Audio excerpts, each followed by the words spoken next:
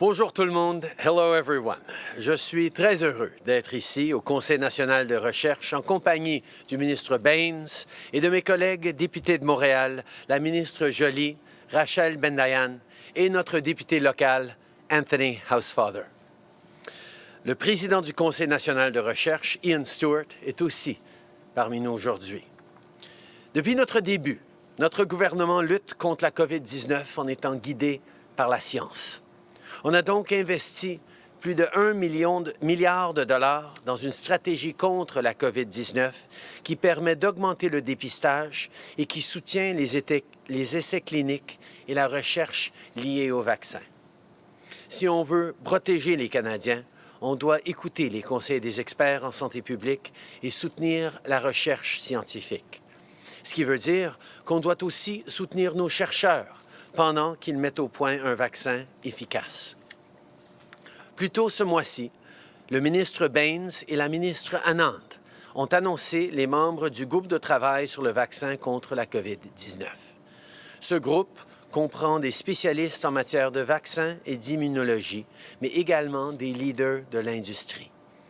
En se basant sur leurs conseils, on a signé des ententes avec Pfizer et Moderna pour réserver des millions de doses d'un futur vaccin contre la COVID-19. Et aujourd'hui, on franchit une autre étape.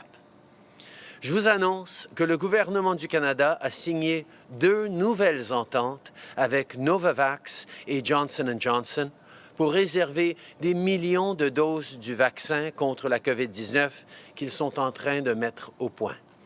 Leurs plus récents essais de vaccins ont eu des résultats prometteurs. Si l'un de ces vaccins passe le test, l'entente d'aujourd'hui fera en sorte que les Canadiens vont avoir accès aux doses nécessaires.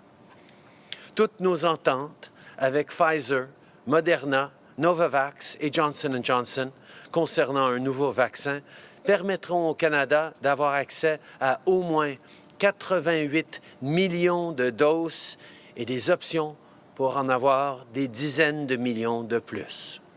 La ministre Anand et la ministre Hajdu auront plus de détails à vous fournir tout à l'heure. Today, I can announce that the Government of Canada has signed 2 new agreements with Novavax and Johnson & Johnson to reserve millions of doses of the vaccines they're developing. Their most recent vaccine tests show promising results. That's why we're making sure that if one of these potential vaccines is successful, Canada and Canadians will have access to the doses they need. Taken together, our vaccine agreements with Pfizer, Moderna, Novavax, and Johnson & Johnson will give Canada at least 88 million doses, with options to attain tens of millions more. I know that Minister Anand and Minister Hajdu will have more details to share at the noon briefing today.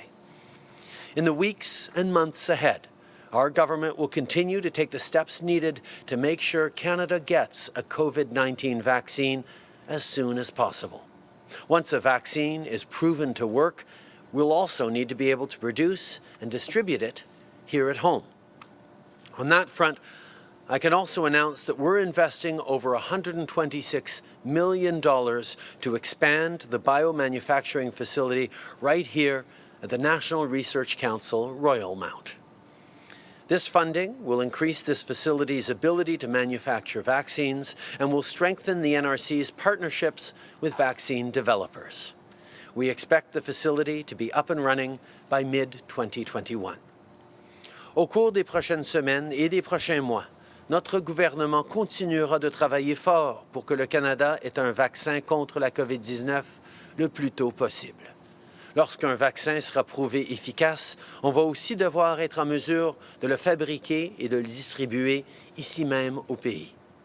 Là-dessus, je peux aussi vous annoncer qu'on investit plus de 126 millions de dollars dans un nouvel édifice de biofabrication au Centre de recherche en thérapeutique en santé humaine, ici même à Montréal. Ces fonds vont permettre de fabriquer des vaccins et ils vont renforcer les partenariats du Conseil national des recherches avec les producteurs de vaccins. L'édifice devrait être prêt au milieu de 2021. I want to end by recognizing that tomorrow is the 40th anniversary of Terry Fox's Marathon of Hope. Terry's courage and persistence made him a true Canadian hero and gave hope to people around the world. As we honor his legacy, let's continue to support the people and families affected by cancer and keep working together to find a cure.